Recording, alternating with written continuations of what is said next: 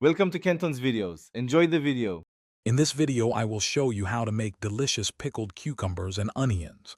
First, gather your fresh ingredients: crisp cucumbers, a sweet onion, and your favorite pickling spices like dill and mustard seeds. Next, we'll prepare a simple brine using white vinegar, water, sugar, and salt.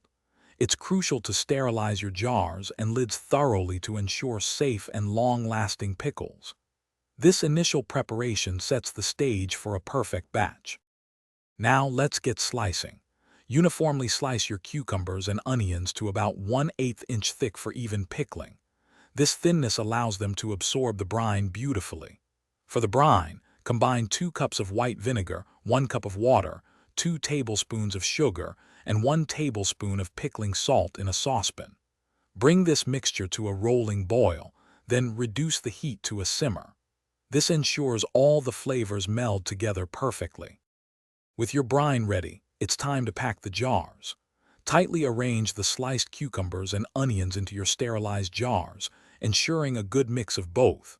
Carefully pour the hot brine over the vegetables, leaving about 1/2 inch of headspace at the top.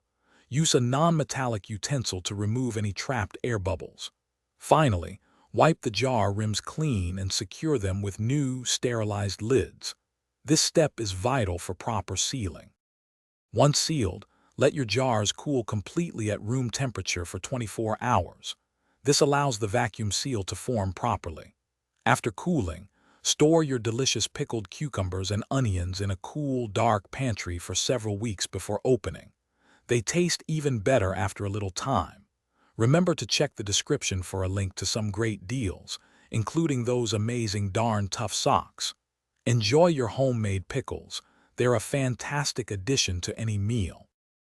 Thanks for watching. Consider subscribing if we helped you.